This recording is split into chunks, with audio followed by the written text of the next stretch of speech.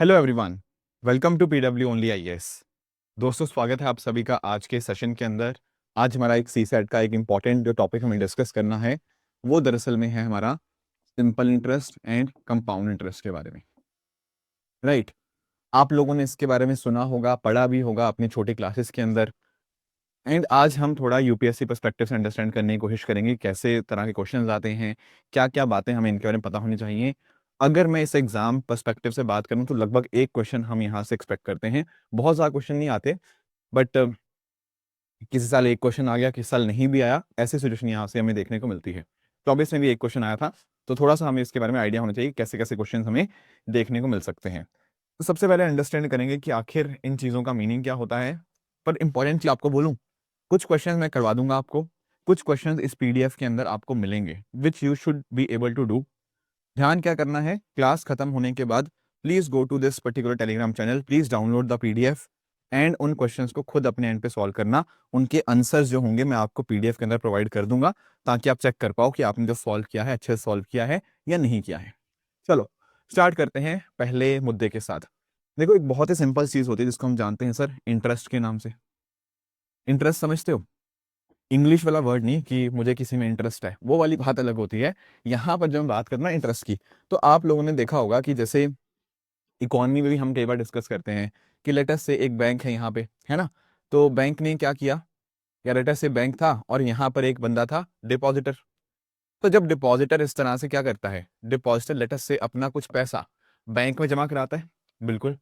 अब इकोनॉमी में पढ़ते तो हम डिस्कस करते हैं कि बैंक के लिए एक लाइबिलिटी है, बट एनीवेज उसको इकोनॉमी वाली डिस्कशन हम साइड में रखते हैं। मान लो डिपॉजिटर ने कुछ पैसा, लेट से 1,000 रुपये यहाँ बैंक में जमा कराए।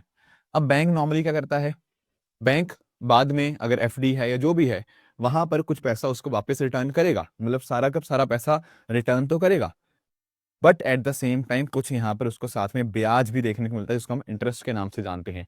जैसे लेटस से मैंने आपको बोला कि 1 साल के बाद बैंक इसको पैसा रिटर्न करेगा at 10% interest. What does it mean?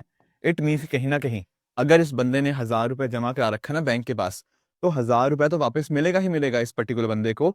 उसके साथ ही साथ 1,000 के ऊपर आपको 10% इंटरेस्ट भी देखने को मिल जाएगा, यानी कि 100 रुपये आपको एडिशनली देखने को मिल जाएंगे। तो ये थी इंटरेस्ट की बेसिक अंडरस्टैंडिंग। अदरवाइज भी आप नोटिस करते हो किसी ने किसी को लोन दिया हो, वो भी किसी इंटरेस्ट रेट के ऊपर दिया जाता है। जैसे मनी लेंडर मान लो किसी को दे रहा है लोन, तो वहां पर वो कुछ इंटरेस्ट रेट के ऊपर देगा। तो वो सारी चीजें इंटरेस्ट के अंतर्गत आ जाती हैं। एनीवेज, इंटरेस्ट भी दो तरह का हो सकता है, एक होता है हमारा सिंपल इंटरेस्ट, एक होता है हमारा कंपाउंड इंटरेस्ट। देखो, बहुत ही बेसिक चीजों से स्टार्ट कर रहा हूं, बट इंपॉर्टेंट है जानना। जैसे एक चीज आप जानते होंगे, एक चीज होता है आपका प्रिंसिपल, राइट। एक चीज होता है आपका रेट ऑफ इंटरेस्ट, एक होता है आपका टाइम, राइट। एक क्या हो गया आपका प्रिंसिपल हो गया, जिसको हम पी से डोनेट करेंगे। एक हो गया आपका रेट ऑफ इंटरेस्ट आर, और एक हो गया आपका टाइम टी। अब यहां पर होता क्या है दोस्तों, होता यह है दरअसल में कि लेटस से आपने मान लो 100 रुपया जमा करवाया, ठीक है। आप एक पर्सन हो, तो जितना भी पैसा आप वहां पर आपका जो स्टार्टिंग में अमाउंट था वो कितना था, लेटस से वो 100 रुपया था। जैसे इस केस में अगर मैं बात करूंगा, जैसे पिछले वाले केस की, यहाँ पर 1,000 रुपये जो स्टार्टिंग में था ना, ये आपका प्रिंसिपल होगा। तो what ever is the starting amount, वो आपका प्रिंसिपल देखने को मिल जाएगा। रेट ऑफ इंटरेस्ट कितना प्रतिशत है, 4%, 10%, 8%, वो हमारा आर हो जाता है। एंड उसी तरह से एक टर्म और होती है हमारे सामने टी, टाइम, कितने समय के लिए वो चीज है, ठीक है। कितने समय के लिए चीज है, उस हिसाब से हमारे पास ये 3 पैरामीटर्स बन जाते हैं। लेटस से कि एक पर्टिकुलर पर्सन का प्रिंसिपल था 100 रुपीज, रेट ऑफ इंटरेस्ट था 10% एंड आपका टाइम था 1 ईयर। अगर मैं आपसे पूछूं कि टोटल सिंपल इंटरेस्ट कितना बना इस केस के अंदर, तो आपके पास ना एक बहुत ही सिंपल सा फॉर्मूला है, एंड आई एम श्योर आप सबने फॉर्मूला पढ़ भी रखा है। तो उस केस में सिंपल इंटरेस्ट क्या हो जाएगा, it is nothing but P into R into T by 100। सबने पढ़ा है पी आर टी बाई 100, है ना। पी यहाँ पर है हमारा 100, आर है हमारा 10% और टी है हमारा 1 ईयर। तो यहाँ पर अगर आप इसको सॉल्व करोगे, ये आपकी वैल्यू आ जाएगी कितनी, ये आ जाएगी 10। What is 10? ये 10 रुपीज की बात कर रहा हूं। यानी कि अगर आपने 100 रुपये जमा करवाए थे 10% ब्याज के ऊपर 1 साल के लिए, तो आपका सिंपल इंटरेस्ट कितना बन के आएगा, सिंपल इंटरेस्ट बन के आएगा आपका 10 रुपये। कोई दिक्कत यहाँ पे? ठीक है। अब एक चीज आप लोग और समझना, ये तो था आपको ब्याज जो मिला, 10 रुपये आपको ब्याज मिला, पर टोटल अमाउंट कितना सर इकट्ठा हो गया, देखो जब भी आपको इस तरह से अमाउंट इकट्ठा करना होगा ना, मतलब अमाउंट देखना होगा, तो अमाउंट कैसे लिखेंगे? अमाउंट कुछ नहीं होता, अमाउंट इज सिंपल आपका प्रिंसिपल प्लस आपका इंटरेस्ट। ठीक है, प्रिंसिपल के बीच में जब आप इंटरेस्ट को जोड़ दोगे तो जो अमाउंट बनी उसी को हम अमाउंट वर्ड से डिनोट करते हैं। तो यानी कि अगर लेट से पिछले केस में आपका प्रिंसिपल 100 रुपये था और 10 रुपये आपको इंटरेस्ट मिला, तो आपका टोटल अमाउंट कितना मिल जाएगा? टोटल अमाउंट आपका इकट्ठा हो चुका है 110 रुपये। कोई परेशानी? I hope principal, rate, time, interest and at the same time आपका जो अमाउंट वर्ड है, ये सारे वर्ड्स आपको यहाँ पे अंडरस्टैंड हो गए होंगे। ठीक बात, ठीक बात। यहां तक तो मुझे नहीं लगता किसी को कोई परेशानी की बात रही होगी। ठीक है, अब इसके बाद हमें चलना है अपने कंपाउंड इंटरेस्ट के ऊपर भी। पर आप नोटिस करो, कई बार ना हमारे क्वेश्चंस के अंदर वो एक टर्म इस्तेमाल करता है, मतलब वो सब कुछ सेम बताएगा। लेट अस से ये अमाउंट चलो हमने अंडरस्टैंड कर लिया, कई बार ना वो आपके सामने एक टर्म लेके आएगा। कौन सी टर्म सर? देखो वो आपको कोई चीज बोल देगा कि बाकी सब चीजें सेम है, कि लेट से प्रिंसिपल 100 रुपये है, आपका रेट है लेट से 10% हो गया, आपका टाइम मान लो उसने 2 साल बोल दिया, इस तरह से उसने कुछ चीजें बोल दी। पर उसने ना लास्ट में एक लाइन और ऐड कर दी, इफ, मतलब find the simple interest if interest is calculated half yearly. क्या वर्ड इस्तेमाल कर दिया? ऐसा कुछ, if interest is calculated half yearly. मतलब क्या है इसका? मतलब है आपका इंटरेस्ट हाफ ईयरली, मतलब 6-6 महीने बाद कैलकुलेट हो रहा है। तो ऐसे क्वेश्चंस को हम कैसे कर सकते हैं? देखो यार, सही बताऊं तो सिंपल इंटरेस्ट में तो कोई खास फर्क पड़ेगा नहीं इस चीज का, पर आगे जाके कंपाउंड इंटरेस्ट जब समझोगे तब आपको फर्क समझ आएगा।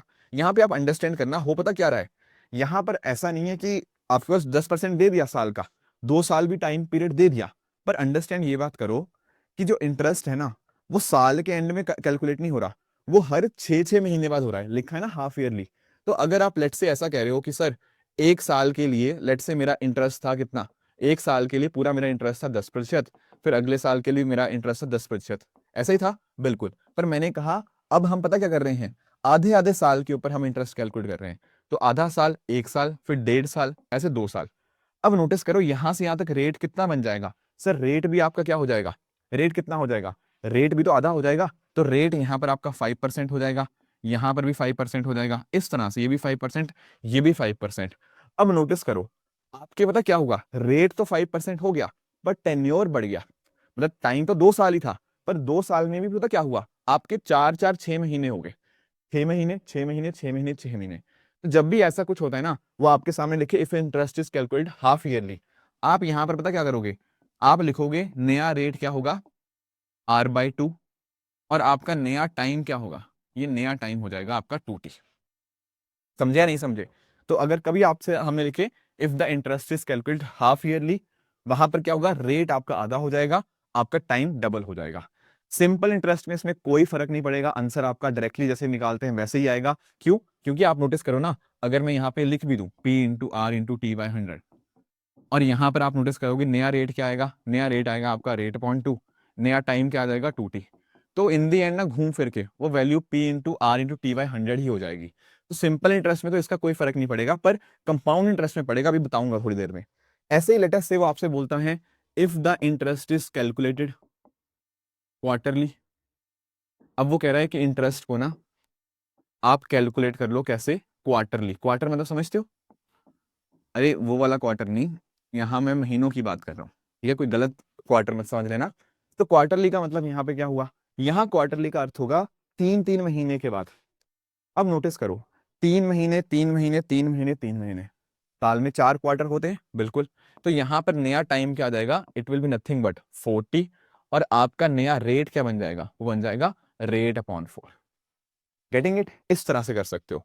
एंड अगर लेट से वो आपको बोलता है कि इंटरेस्ट को कैलकुलेट करो आप, if interest is calculated monthly, तो ऐसे केस में हम क्या करेंगे, अब हर महीने यहाँ पे इंटरेस्ट कैलकुलेट हो रहा है, तो यहाँ पर क्या होगा, आपका जो नया रेट होगा वो हो जाएगा R/12, क्योंकि साल में 12 महीने होते हैं, पर जो टाइम होगा वो आपका 12 मल्टीप्लाई हो जाएगा टाइम के साथ, तो इस तरह से आपका T' बन जाएगा 12T। बात क्लियर हुई? सिंपल इंटरेस्ट में इसका कोई अंतर नहीं पड़ेगा, वो नॉर्मल P/R/T से ही आ जाएगा। पर ये बात अंडरस्टैंड करनी जरूरी है कि कैसे कैसे हम रेट चेंज करते हैं डिपेंडिंग अपॉन द फैक्ट कि इंटरेस्ट कैसे कैसे कैलकुलेट हो रहा है। ठीक है, तो ये हमें बेसिक्स यहाँ तक अंडरस्टैंड करनी है सिंपल इंटरेस्ट के भी, और ये भी देख ले कैसे कैसे चीजें बदलती हैं। अब एक काम करते हैं, थोड़ा सा अंडरस्टैंड करते हैं हम अपने कंपाउंड इंटरेस्ट को। ठीक है, कंपाउंड इंटरेस्ट को अंडरस्टैंड करने की कोशिश करते हैं, या एक काम करते हैं पहले क्वेश्चन कर लेते हैं। अब ये नोटिस करना, यहाँ पर क्या कह रहा है, अंकित टेक्स ₹5,000 फ्रॉम वेबव for 3 years at the rate of 10%. What amount will be paid by NT to Weber after the end of 3 years if interest is calculated half yearly? देखो यार, यहाँ पर ना इसको स्पेसिफाई करने चाहिए था कि यहाँ हम बात करें सिंपल इंटरेस्ट की। ठीक है, ठीक है, यहाँ पर बात हो रही है सिंपल इंटरेस्ट की। मैं लिख देता हूँ, ये क्वेश्चन में मिसिंग हो गया, ये क्वेश्चन बात कर रहा है सिंपल इंटरेस्ट की। अगर यहाँ पे ऐसी बात हो रही है, आप बोलोगे सर या तो हम डायरेक्टली निकाल लो क्योंकि सिंपल इंटरेस्ट में कोई फर्क नहीं पड़ता, अदरवाइज ऑल्सो आप अगर निकालना चाह रहे थे, आप नोटिस करो ना क्या हुआ है, 10% पर एनम था। इंटरेस्ट हम कैसे कैलकुलेट करते हैं, हाफ ईयरली, और मैंने आपको बोला था हाफ ईयरली के लिए क्या होगा, रेट आपका आधा हो जाएगा और टाइम क्या हो जाएगा आपका डबल हो जाएगा 2t, है ना। तो अगर आप यहाँ पे पुट करोगे ना, तो P तो हमें पता है, P इज नथिंग बट 5,000, नया रेट कितना है, वो आपका रेट बाय 2 यानी कि 10/2 हो गया। आपका टाइम कितना है, वो है 2t, t कितना है 3 years, है ना, तो 2 × 3। इस तरह से आप सॉल्व करोगे, ये तो कट ही जाएगा। तभी मैंने बोला था सिंपल इंटरेस्ट में फर्क नहीं पड़ेगा, बट हमें जानना जरूरी है। फिर आप इसको सॉल्व करोगे, कितना बनेगा, 500 × 3 बनेगा 1500, 1500 आपका सिंपल इंटरेस्ट बन जाएगा। इस तरह से आप नोटिस कर सकते हो। पर उसने पूछा क्या है सर, उसने अमाउंट पूछा है। अमाउंट पूछा तो क्या करेंगे, amount is nothing but principal plus interest. Principal हमारा 5000 ही था, इंटरेस्ट आपका आ गया 1500, और फाइनली हमारी जो अमाउंट है वो बन जाएगी हमारी 6500। इस तरह से हम यहाँ पर इन क्वेश्चंस को सॉल्व कर सकते हैं। आई होप सिंपल इंटरेस्ट को समझने के अंदर किसी को कोई भी दिक्कत नहीं हुई होगी। ठीक है, अब आप एक काम करो, ठीक है, आप इस क्वेश्चन को ट्राई करो, आप इस क्वेश्चन को ट्राई करो, ध्यान से करना। क्या लिखा हुआ है, यहां कह रहा है एक पर्सन था, उसने कुछ अमाउंट एक सर्टेन रेट ऑफ इंटरेस्ट पे इन्वेस्ट किया, एंड 5 साल के बाद उसको 40% ज्यादा पैसा मिला। अगर मान लो वो 12,000 रुपए इसी रेट ऑफ इंटरेस्ट पे लगाता है, फिर बताओ कितनी अमाउंट उसको 8 साल बाद मिलेगी। पहले मुझे एक चीज बताओ, वो कह रहा है यार उसने कुछ पैसा लगाया एंड 5 साल बाद पता क्या हुआ, 5 साल बाद 40% पैसा ज्यादा मिला। भाई अगर आप लेट्स से 100 रुपया लगा रहे हो, और मैंने आपको बताया कि 5 साल बाद आपको 40 रुपए एक्स्ट्रा मिल गए, क्या बता सकते हो 40 रुपए एक्स्ट्रा क्यों मिले होंगे। आप बोलोगे सर 40 रुपए और कुछ नहीं, ये आपका इंटरेस्ट ही है, ये 40 रुपए और कुछ नहीं, ये 40 रुपए आपका इंटरेस्ट ही है। बिल्कुल ठीक बात है। तो यहां पर भी अगर इस 40% मोर अमाउंट की बात कर रहा है, ये 40% मोर पता क्यों है, ये इंटरेस्ट की वजह से है। तो यानी कि ना उसने आपको वैल्यू दे दी कि इंटरेस्ट कितना है, ये है 40%। किसका, 40% आपके प्रिंसिपल का। समझे, आपने 100 रुपया लगाया था, 100 के ऊपर आपको अगर 40 रुपए एक्स्ट्रा मिल रहे हैं, तो 40 रुपए क्यों आए, क्योंकि वो इंटरेस्ट था। तो इंटरेस्ट की वैल्यू आपको दे दी है, और सिंपल इंटरेस्ट ही लिखा है उसने साफ साफ। सिंपल इंटरेस्ट का हमें फॉर्मूला आता है P × R × T/100। यस, तो यहां से आप अंडरस्टैंड करना, सिंपल इंटरेस्ट क्या बना आपका, ये बना 40/100, 40% लिखा है ना, तो 40% of P is equal to P × R × T/100। अब नोटिस करो क्या क्या दिया हुआ है, 5 साल दिया हुआ है ना, तो टाइम को डाल दो 5 साल। ठीक है, अब यहां से अंडरस्टैंड करना, यहां से आपका क्या कट गया, यहाँ प्रिंसिपल का प्रिंसिपल कट गया, है ना, यहाँ पर 100 से 100 कट जाएगा, 5 से ये कट जाएगा, तो रेट आपकी निकल के आएगी 8%। तो 8% इंटरेस्ट रेट के ऊपर उसने पैसा लगाया था। पर क्वेश्चन खत्म नहीं हुआ, उसने आगे भी पूछा है। वो कह रहा है कि अगर अब एक काम करो, 12,000 रुपए को 8 साल के लिए लगाओ इसी पर्टिकुलर इंटरेस्ट रेट के ऊपर, फिर बताओ क्या अमाउंट निकला। तो बहुत आराम से हम निकाल लेंगे, हम बोलेंगे सर सिंपल इंटरेस्ट ही तो है, P × R × T/100 से P कितना है, P है हमारा 12,000, रेट हमने निकाल लिया 8%, और टाइम कितना है 8 साल, इसको डिवाइड करेंगे 100 से, यही हमारा सिंपल इंटरेस्ट होगा। कितना आएगा 96, 96 × 8 आपका हो जाएगा कितना, 96 × 8 आपका हो जाएगा 768। हाँ, तो 7680 आ जाएगा आपका सिंपल इंटरेस्ट। पर उसने सिंपल इंटरेस्ट नहीं पूछा, उसने हमसे पूछा है अमाउंट कितना होगा। अमाउंट होगा हमारा P+I, P है हमारा कितना 12,000, इंटरेस्ट है हमारा 7,680, तो टोटल वैल्यू यहां से निकल के आएगी 19680। ठीक है, option C will be the right answer in this particular case.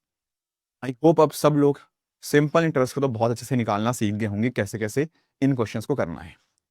अब बात आती है दिक्कत ही के बच्चों को कंपाउंड इंटरेस्ट के अंदर। अब पहली बात तो ना, बहुत सारे स्टूडेंट्स कंपाउंड इंटरेस्ट को इमेजिन ही नहीं कर पाते कि आखिर कंपाउंड इंटरेस्ट का मतलब क्या है। बिल्कुल भी घबराने की कोई जरूरत नहीं है, फर्क समझना यहाँ पे। मैं आपको ना दो सिनेरियो दिखा रहा हूं, अगर आपने दो सिनेरियो आइडेंटिफाई कर लिए, इनका अंडरस्टैंड कर लिया, इनका डिफरेंस आपके थ्रू, मतलब आपके द्वारा सारे क्वेश्चन हो जाएंगे। अंडरस्टैंड करना, लेट अस से मैंने 100 रुपया इन्वेस्ट किया। ठीक है, लेट से मैं आपको 2 साल का सिनेरियो बता रहा हूं। मान लो टाइम था 2 साल और रेट ऑफ इंटरेस्ट है 10%। मुझे अगर एक चीज बताओ, अगर मान लो मैं सिंपल इंटरेस्ट करूं, क्या करूं सर? Simple interest. अगर मैं सिंपल इंटरेस्ट निकालने की कोशिश करूंगा तो क्या होगा सर? 100 रुपए के ऊपर, एक तो पहला साल के लिए देखते हैं, 100 रुपए के ऊपर पहले साल के लिए अगर 1 ईयर के एंड पे देखें तो कितना इंटरेस्ट बनेगा? आप बोलोगे सर 100 रुपया था, 100 के ऊपर 10% पहले साल के लिए, मतलब पहले साल इंटरेस्ट मिला 10 रुपए। अगर मैं आपसे पूछूं फिर दूसरे साल कितना मिलेगा? देखो दूसरे साल भी सेम ही चीज बनेगी, P into R into T. यहाँ प्रिंसिपल 100 ही था, रेट 10% ही था, और एक साल का चेक कर रहे हैं, पहला साल को तो देख लिया। तो दरअसल में दूसरे साल भी आपको जो इंटरेस्ट मिलता है वो 10 रुपए ही मिलता है। तो यानी कि ना सिंपल इंटरेस्ट में पता क्या हुआ, प्रिंसिपल कांस्टेंट रहा, हमेशा 100 ही था। तो पहले साल भी 10 रुपया आपको ब्याज मिलेगा, दूसरे साल भी 10 रुपया, तीसरे साल भी 10 रुपये, चौथे साल भी 10 रुपये, ऐसे जब तक आपका टेन्योर है ना, हर साल 10-10 रुपये आपको सेम ब्याज मिलेगा। ये होता है सिंपल इंटरेस्ट के अंदर। पर कहानी बदल जाती है कहां पर? कहानी बदलती है आपके कंपाउंड इंटरेस्ट वाले केस में। क्यों सर? देखो पहली बात अंडरस्टैंड करना, पहले साल के लिए दोनों में कोई अंतर नहीं होता। ठीक है, पहला जो आपका टेन्योर है उसके लिए कोई अंतर नहीं होता। जैसे पहले साल सिंपल इंटरेस्ट भी क्या था, 100 रुपए के ऊपर ही इंटरेस्ट निकाले थे। कंपाउंड इंटरेस्ट में भी पहले साल 100 के ऊपर ही 10% निकालेंगे। आप बोलोगे सर ये तो हो गया 10 रुपए, यानी कि यहां तक तो कहानी सेम है। इसके बाद कहानी बदल जाती है, पता है क्यों? सिंपल इंटरेस्ट में क्या हो रहा था, प्रिंसिपल हर साल सेम था, हर साल सेम।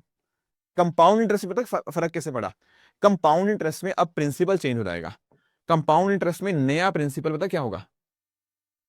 नया प्रिंसिपल होगा जो ऑलरेडी प्रिंसिपल था वो, प्लस पहले साल में जो इंटरेस्ट निकल के आया। अब नया प्रिंसिपल हो जाएगा 110 रुपए।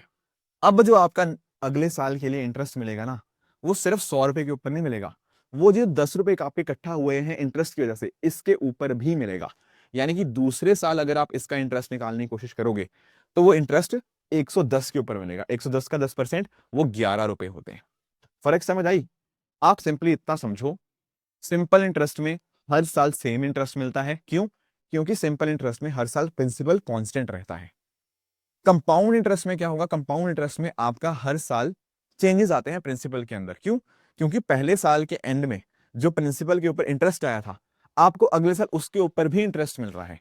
यानी कि ना, ये जो 10 रुपए पहले साल के बाद आपका इंटरेस्ट इकट्ठा हुआ था, इस इंटरेस्ट के ऊपर भी आपको इंटरेस्ट मिल रहा है। तो इसको क्या बोलेंगे सर?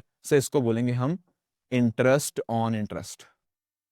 ठीक है, ये वाले 10 रुपए के ऊपर भी जब हमें इंटरेस्ट मिलने लग जाए, इसको हम बोलते हैं इंटरेस्ट ऑन इंटरेस्ट।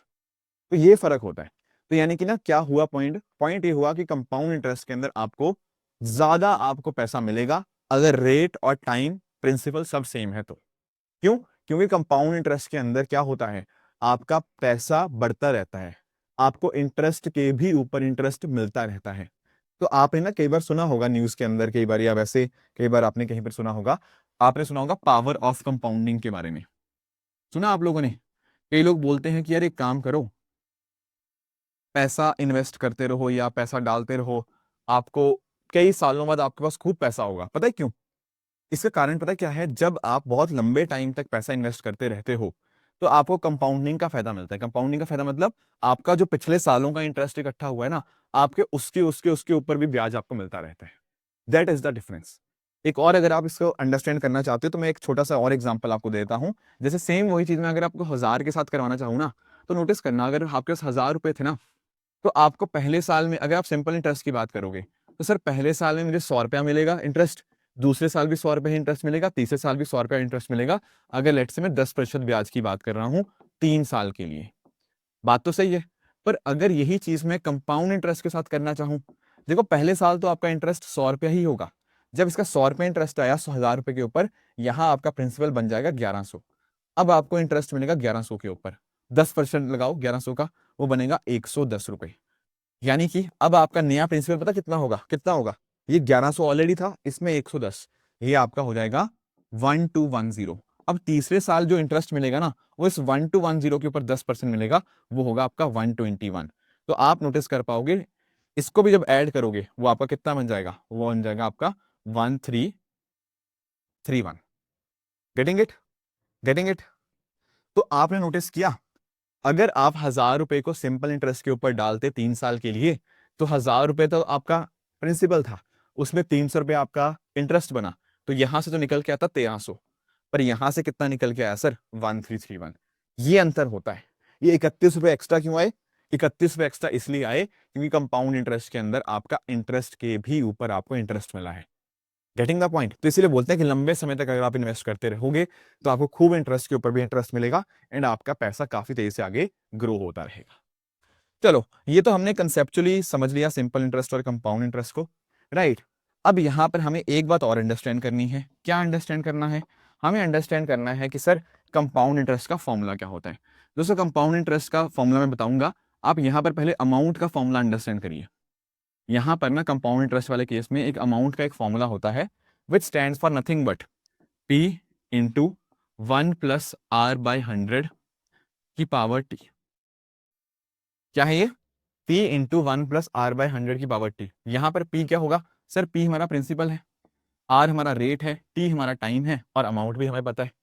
एक काम करते हैं, उसी को निकालने की कोशिश करते हैं। कौन सा सर, अरे अभी जो हमने निकाला नहीं कि प्रिंसिपल अगर 1000 है, रेट अगर 10% है, टाइम अगर 3 साल है, तो आप बताओ कितना अमाउंट हुआ।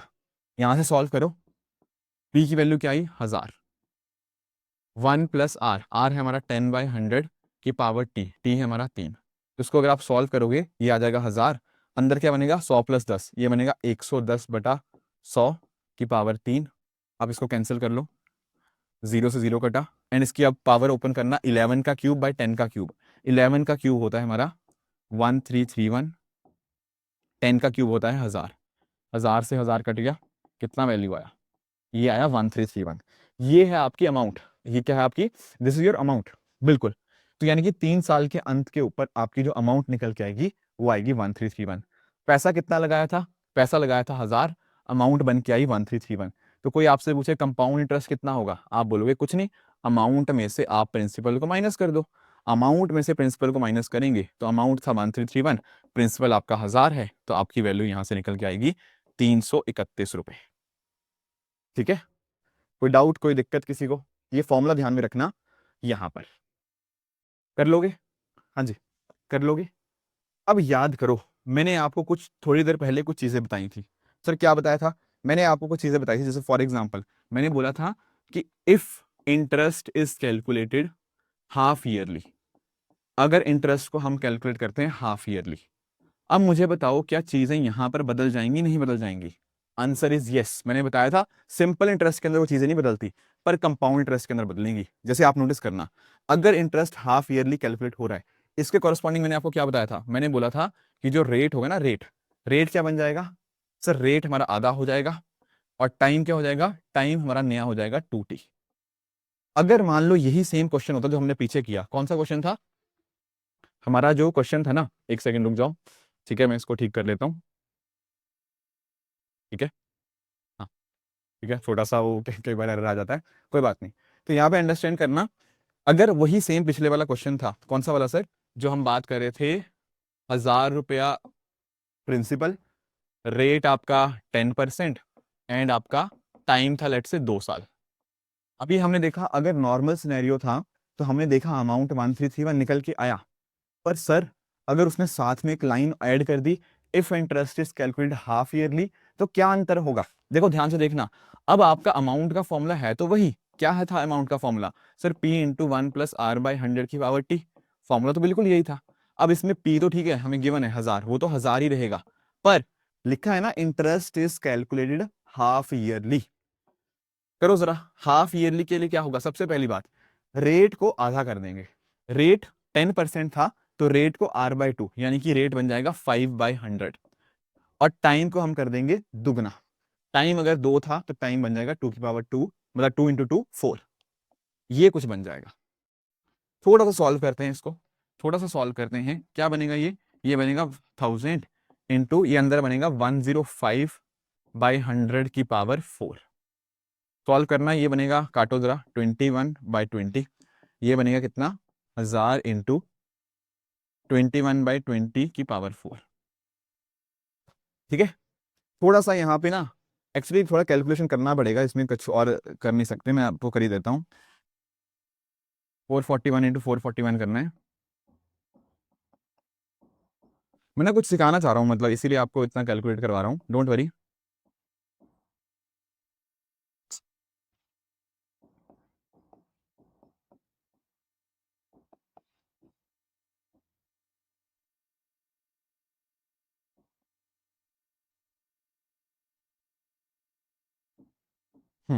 ऊपर आएगा कितना, 19, मतलब ये 1000 था, 1000 इंटू 194481 डिवाइडेड बाई 20, 400 इंटू 400, ये बन जाएगा आपका 16। ठीक है, 2 पर 4 16 और एक जीरो और आएगी। ठीक है, ये वैल्यू बन जाएगी। अब यहाँ से 3 0 काट दो। अगर आप इसको कैलकुलेट करने की कोशिश करोगे ना, ये कितनी वैल्यू आएगी, आप ट्राई करोगे इसको एक बार। 194481 में यहाँ पे थोड़ा कैलकुलेटर का इस्तेमाल कर लेता हूँ। मैं एक्चुअली ना आपको कुछ चीज़ सिखाना चाह रहा हूँ, इसीलिए मैं ना आपको एक बार अंडरस्टैंड कराना चाह रहा हूँ। Wait a minute just. ये है हमारा वन, एक सेकेंड। ठीक है, ये है हमारा 194481 डिवाइड बाई 160, कितना आया, ये वैल्यू निकल के आएगी 1215.5। क्या निकल के आई, 1215.5, ये निकल के आई है। ठीक है, यानी कि आपने 1000 रुपया डाला था, अगर आप इसको 2 साल के लिए डालते हो तो आपके पास इतनी वैल्यू निकल के आती है, और इंटरेस्ट हाफ ईयरली कैलकुलेट हुआ। मुझे एक चीज बताओ, अगर नॉर्मल सिनेरियो था, ये तो चलो 3 साल के लिए था, अगर 2 साल के लिए होता, अगर 2 साल के लिए होता, हमारा क्या आंसर आता है इसमें, हमने देखा भी था, ये 2 साल के एंड में आता 1210। मतलब आप अंडरस्टैंड करना, अगर आपका नॉर्मल सिनेरियो होता तो मेरा आंसर आता 1210। व्हाट इज नॉर्मल सिनेरियो, उसने सिंपल बोला 1000 रुपए को इन्वेस्ट किया 2 साल के लिए, टाइम 10% के ऊपर, तो आपका अमाउंट आता 1210। अगर बट मैंने एक लाइन बीच में चेंज कर दी, last line, if the interest is calculated half yearly, उसकी वजह से आंसर बदल गया। आंसर कितना आया, 1215.5। क्या दिखा रहा है सर, यहां पर आपका अमाउंट बढ़ गया है, बढ़ गया है, बिल्कुल। और ये चीज आपका लॉजिकल भी होनी चाहिए। देखो मैंने आपको एक चीज बोली अभी, द पावर ऑफ कंपाउंडिंग। आपका वैल्यू जितनी ज्यादा तेजी से कंपाउंड होगा, उतनी ज्यादा बार आपको इंटरेस्ट पे इंटरेस्ट पे इंटरेस्ट मिलता रहेगा। बात से सहमत हो, बिल्कुल। तो आप अंडरस्टैंड करो, अगर आपके पास ये एक ऐसा सिनेरियो है, जैसे मान लो अगर नॉर्मल सिनेरियो था, लेटर से ऐसा था कि आपने यहां 1000 रुपया डाला, आपको 1 साल के बाद और 2 साल के बाद क्या मिलेगा। आप बोलोगे सर 1 साल के बाद क्या हो चुका होगा, 1 साल के बाद ना, अगर आपका नॉर्मल सिनेरियो था तो आपको 100 रुपए यहां पर इंटरेस्ट मिल चुका होगा, है ना। फिर अगले साल क्या होगा, वो 110 रुपए इंटरेस्ट मिलेगा, क्योंकि इंटरेस्ट पे इंटरेस्ट था। पर अगर मैं यहां पर दूसरा सिनेरियो बोलूं, that interest is calculated half yearly, अब पता क्या हो रहा है, अब फर्क ये हो रहा है कि अगर आपका यहां पर 1000 रुपया था, आपको पहले तो इस 1000 रुपए के ऊपर 5% इंटरेस्ट रेट मिल रहा है 6 महीने के लिए। फिर यहां पर जो वैल्यू आई, यहां तक भी कुछ इंटरेस्ट आ गया होगा ना, ये प्रिंसिपल था 1000, यहां पर भी कुछ एक इंटरेस्ट आ गया होगा। अब यहां से यहां लेके यहां तक आपको इसके ऊपर भी इंटरेस्ट मिलेगा, नहीं मिलेगा, बिल्कुल मिलेगा। तो आप एक बात फोकस कर रहे हो, यहां पर ये वाले टाइम पीरियड के बीच में आपको कोई इंटरेस्ट नहीं मिल रहा एक्स्ट्रा से, आपको इंटरेस्ट पे इंटरेस्ट नहीं मिल रहा, पर यहां पे मिल रहा है। तो कहने का मीनिंग पता क्या है, यहां पर ये वाले क्वेश्चन के अंदर जब मैंने आपको बोल दिया interest is calculate half yearly, इसका आंसर ज्यादा आना ही था। पता है क्यों, क्योंकि ये बहुत ज्यादा बार कंपाउंड कर रहा है नॉर्मल सिनेरियो से। इसी वजह से क्या हुआ, यहां पर आपको इंटरेस्ट पे इंटरेस्ट मिल रहा है, इसीलिए आपके अमाउंट ज्यादा है। तो कहने का मीनिंग इतना है कि अगर मान लो मैंने आपको एक सिनेरियो दिया, क्या सिनेरियो दिया, मैंने आपको बोला कि यार मेरे पास प्रिंसिपल था 1000 रुपए, ठीक है, रेट कुछ भी मान लो 10% था, और टाइम है 2 साल। एंड मैंने आपको ना 3-4 ऑप्शंस दिए। मैंने आपको पहला ऑप्शन दिया कि इंटरेस्ट साल के एंड में काउंट हो रहा है, एक अगर ईयरली हम निकाल रहे हैं तो इसका कुछ अमाउंट निकल के आएगा, मान लो ये अमाउंट आया एक्स। फिर मैंने आपको बता दिया इंटरेस्ट आपका कैलकुलेट हो रहा है आपका सेमी एनुअली, मतलब 6 महीने बाद कैलकुलेट हो रहा है, मान लो मैंने इसकी अमाउंट बता दी वाई, ठीक है। फिर तीसरा मैंने आपको सिनेरियो दिया कि जो इंटरेस्ट है वो क्वार्टरली कैलकुलेट हो रहा है, ठीक है, मान लो ये वैल्यू आई जेड। एंड फिर मैंने आपको बताया कि हर महीने अगर हम इंटरेस्ट कैलकुलेट कर रहे हैं तो ये वैल्यू लेट से आती है ए। क्या आप लोग मुझे बता सकते हो कि आपको सबसे ज्यादा फायदा कहाँ पे होगा?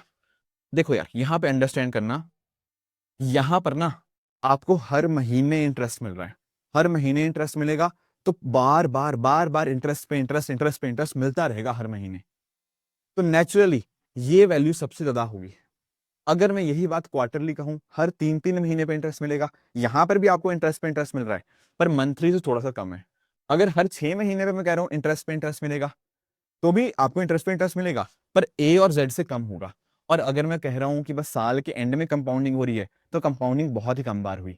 यानी कि अगर आपको पैसा इतना इन्वेस्ट करना है ना इस तरह से, अगर इंटरेस्ट मंथली हो रहा है, उसमें सबसे ज्यादा फायदा है, फिर उसके बाद ये, उसके बाद ये, उसके बाद ये। तो यानी कि अगर मैं अमाउंट कंपैरिजन करूं ना, यहाँ पर ए की वैल्यू सबसे ज्यादा आएगी, followed by Z, followed by Y, followed by X, ठीक है।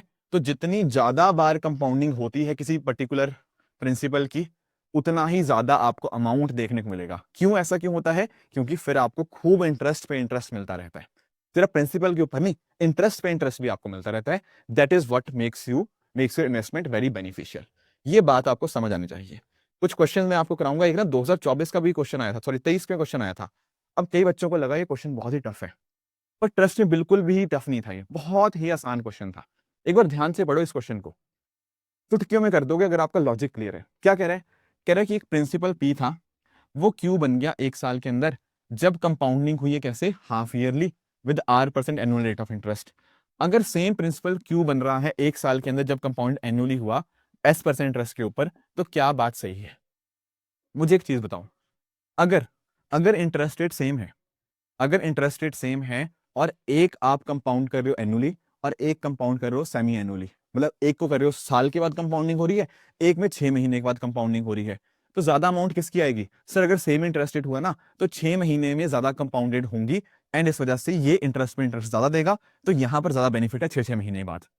पर यहां पर उसने देखो क्या किया, उसने बोला है कि लेट अस से एक प्रिंसिपल था पी और आपका अमाउंट सेम आया क्यू। एक जगह आपने क्या किया, आपने सेमी एनुअली करा, ठीक है, मतलब हाफ ईयरली कह सकते हो। एक में आपने क्या किया, एक में आपने हाफ ईयरली किया, 6-6 महीने बाद किया, तब आपकी वैल्यू, मतलब वैल्यू तो क्यों ही बनी। और एक जगह पे आपने क्या किया, एक जगह के ऊपर आपने कैलकुलेट कैसे किया, एक जगह के ऊपर आपने कैलकुलेट किया आपने ईयरली बेसिस के ऊपर, ठीक है। अब फर्क पता क्या है? फर्क है इनके इंटरेस्ट रेट का। यहां पर इंटरेस्ट रेट था आर, यहां पर इंटरेस्ट रेट है एस। मुझे बताओ दोनों में से ज्यादा कौन सा होगा? देखो, अगर मान लो, let us take an example, अगर मान लो दोनों सेम होते, अगर दोनों सेम होते तो सर यहां से ज्यादा पैसा निकल के आता, क्योंकि यहां पर खूब कंपाउंडिंग हो रही है। पर वो कह रहा है क्या, वो कह रहा है कि यहां ज्यादा पैसा नहीं है, दोनों का पैसा बराबर है। ये कैसे हो पाएगा? सर जब आर छोटा होगा, आर का फायदा पता क्या है, हाफ ईयरली का फायदा ये है, यहां पर खूब कंपाउंडिंग हो रही है। अगर खूब कंपाउंडिंग होगी और अच्छा खासा इंटरेस्ट रेट होता, तो वैल्यू ज्यादा आती। पर वो कह रहा है नहीं, वैल्यू कम है या वैल्यू टोटल बराबर है। अब वैल्यू बराबर कैसे हो पाएगी? इस वाले को, इसकी इंटरेस्ट रेट को ज्यादा होना पड़ेगा इसके मुकाबले, तो यानी कि यहाँ पे S will be greater than R, तभी जाके इसकी वैल्यू सेम आ सकती है। क्यों?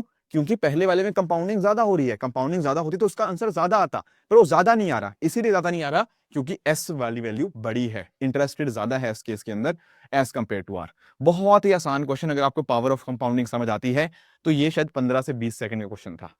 2023 लोग कहते हैं काफी मुश्किल था, ऐसा नहीं है, कुछ एक क्वेश्चन बहुत ही आसान पूछे थे, आपके लॉजिक को जो कहीं ना कहीं टेस्ट करते थे। और अगर आपने लॉजिक समझ लिया तो बहुत आराम से क्वेश्चन ये बन जाएंगे।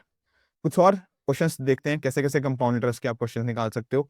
जैसे ये क्वेश्चन ट्राई करिए, इस क्वेश्चन का आप ट्राई करो। क्या कह रहा है यहां पर दोस्तों लिखा हुआ है, if the amount is 2.25 times the sum after 2 years at compound interest compound annually, then the rate of interest per annum is। समझ पाए हो क्या कह रहा है? पहली बात तो उसने लिख दिया खुद, कंपाउंडेड एनुअली है, सॉरी कंपाउंड इंटरेस्ट है, कंपाउंड एनुअली है, ठीक है। तो हमें एक छोटा सा फॉर्मूला पता है कंपाउंड इंटरेस्ट का, सर अमाउंट क्या होता है, P इंटू 1+R/100 की पावर T। बिल्कुल ठीक बात है। अब वो कह रहे हैं अमाउंट बन गया 2.25 टाइम्स दैट ऑफ सम, मतलब अमाउंट बन गया 2.25 P is equal to P। क्या निकालना, क्या है, रेट ऑफ इंटरेस्ट निकालना है, टाइम हमें गिवन है 1+R/100 का स्क्वायर। ठीक है, अब यहाँ से थोड़ा कैलकुलेशन करो, P से P कट गया, ये कितना हो गया, ये इसको थोड़ा सॉल्व करो, 2.25 पे लिख सकते हो 225/100 इज इक्वल टू 1+R/100 का स्क्वायर।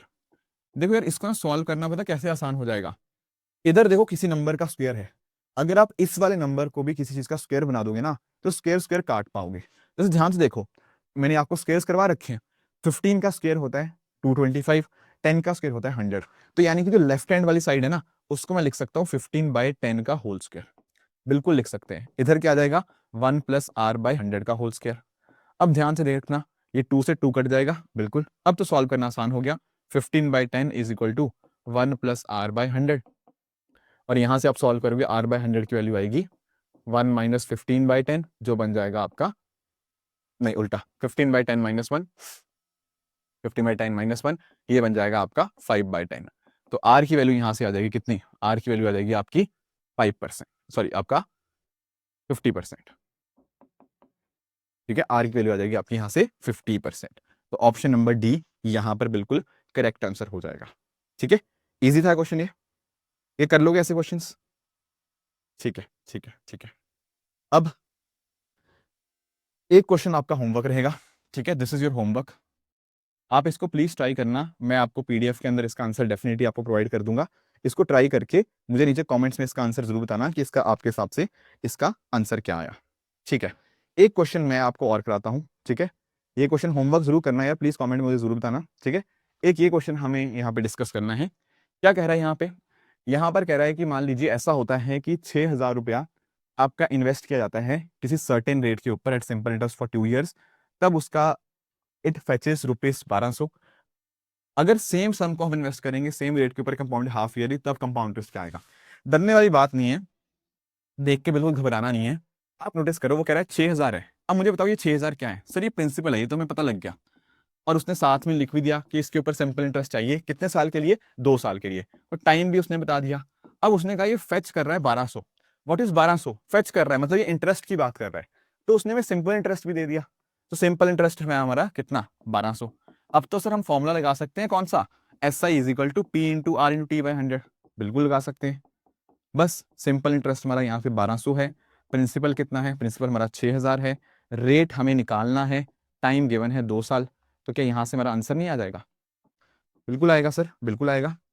थोड़ा करो इसको काटो पीटो, ठीक है ठीक है, तो रेट यहाँ से निकल के आ गया 10%। ठीक है, ये तो पहला केस आ गया। अब आगे देखो वो क्या कह रहा है, आगे कह रहा है अगर सेम सम को, तो सम तो इतना ही है, कितना था सम था 6,000, उसको आप क्या करो, इन्वेस्ट करो, किस रेट के ऊपर, ये वाले रेट के ऊपर, तो रेट 10% है, और कितने टाइम के लिए करना है, फॉर अ ईयर, तो टाइम है आपका 1 साल, पर कंपाउंडेड हाफ ईयरली। अब कंपाउंडेड हाफ ईयर वाला केस देखो, कंपाउंडेड हाफ ईयरली में क्या होता था, सर कंपाउंडेड हाफ ईयरली में हम क्या करते थे, नया रेट को रेट बाय 2 करते थे, तो 10 था तो रेट बाय 2 किया तो ये बन जाएगा 5%, और टाइम को क्या करते थे, टाइम को हम डबल करते थे, तो टाइम हो जाएगा आपका 2T, ये बन जाएगा 2। अब लगाएंगे अमाउंट का फॉर्मूला, अमाउंट क्या बनेगा, P इंटू 1+R/100 की पावर T, जो नया R है, नया T डैश, P है हमारा 6,000, 1+R, R है हमारा 10 नहीं 5/100 की पावर 2, कितना बनेगा, ये बनेगा 6,000, इसको सॉल्व करना, ये 100 + 5 105/100 बनेगा, 21/20 बनेगा, 21/20 का होल स्क्वायर करोगे ये बनेगा 441/400। ठीक है, ये बनेगा 15, तो 441 इंटू 15 करना है। ठीक है, ये निकल के आएगा आपका कितना, 6615। ठीक है, इसको सॉल्व करना, ये निकल के आएगा आपका 6615, आपका यहां से निकल के आ जाएगा। ठीक है ठीक है, 6615 निकल के आया। अब ये था 6615 का अमाउंट, अमाउंट था, फिर कंपाउंड इंटरेस्ट निकालना हो तो क्या करेंगे, सर अमाउंट में से प्रिंसिपल माइनस कर देंगे, अमाउंट हमारा 6615, इन्वेस्ट किया था हमने 6,000, तो टोटल वैल्यू कितनी निकल के आई, ये निकल के आई आपकी 615, तो option C will be the right answer. ठीक है, इजी था। बस थोड़ा लॉजिकल आप करते रहो, एक एक करके स्टेप बाय स्टेप इस चीज को करते रहो, तब आपके आराम से हो जाएगा। अच्छा, एक चीज मुझे आपको और बतानी है इसके ना, देखो मैं आपको एक चीज और बता देता हूँ। Actually simple interest compound interest हम दो पार्ट्स में करेंगे।